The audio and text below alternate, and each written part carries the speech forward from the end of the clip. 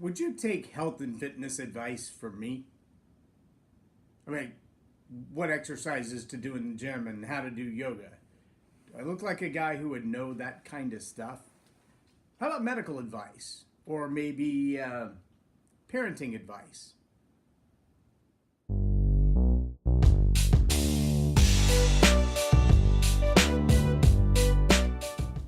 I'm J Loren Norris with Leading Leaders Podcast, and believe it or not, I was a firefighter in my early years, so I did study a little bit about basic first aid and primary care and that kind of stuff. But my daughter is a nurse, and I would absolutely defer to her medical advice over what I know and remember.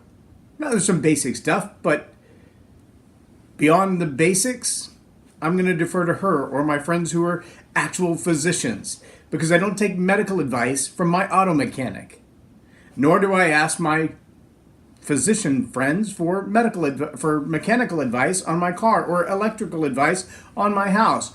Why?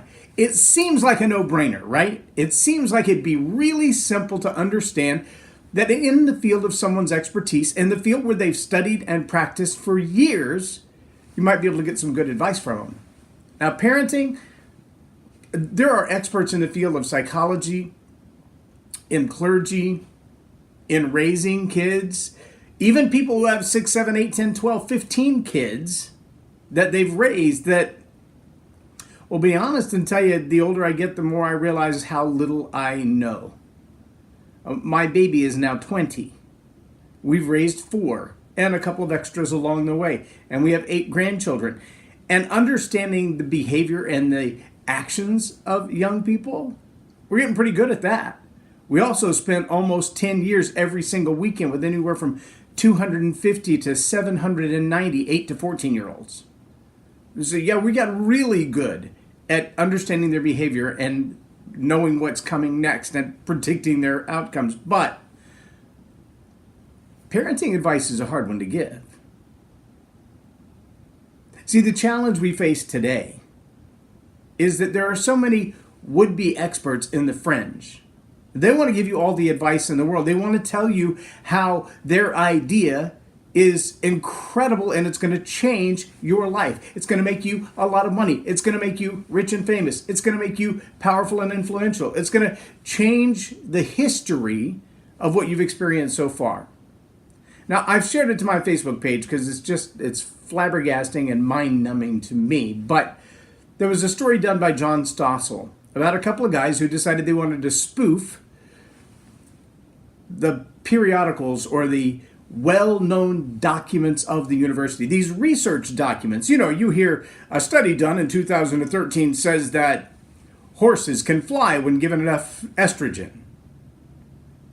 And you think to yourself, who even bothers to do that kind of study? And what kind of evidence do you come up with to prove that horses can fly? But see, those academic studies, those powerfully influential documents that float around on university campuses and organizations like medical review boards where they decide what kind of normal behavior is normal and what kind of medications can fix your life problems. Those kinds of studies, according to John Stossel's reports, not only have been tainted and manipulated for political gain and financial gain, but some of them are just straight up hogwash. Meaning, in his story, he talks about how people punked the research papers. One guy wrote an article about having tested the genitalia of 10,000 dogs. Yeah, because somebody really wants to touch the genitalia of 10,000 dogs.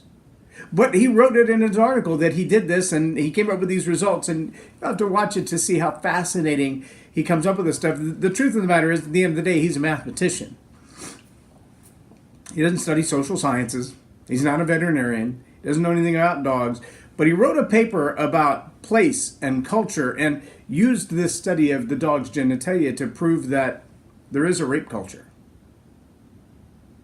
Well, It really didn't have anything to do with the science or the facts or the research or the documentation or anything. It was the fact that there are people who want to believe that there's a rape culture and that masculinity is a bad thing. And because that suits some political circles and can make money for certain people and offers an opportunity to others, it was well funded and it was paid for and it became published in some of the highest levels of academia.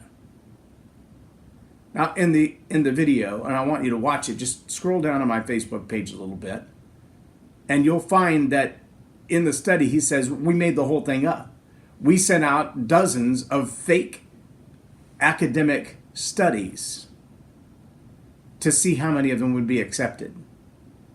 And almost all of them were when they fell in line with the political elite ideologies, whether they were based in fact or made out of whole cloth.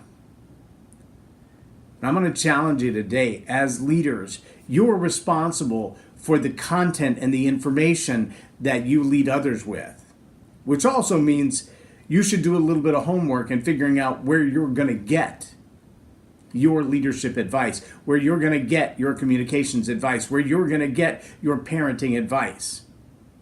And don't just take it from the people with the loudest voices. Do your homework. Consider the source. It's not just what you learn, it's who you learn it from. I'm J Loren Norris for Leading Leaders Podcast on Tell It Like It Is TV. Have a blessed day.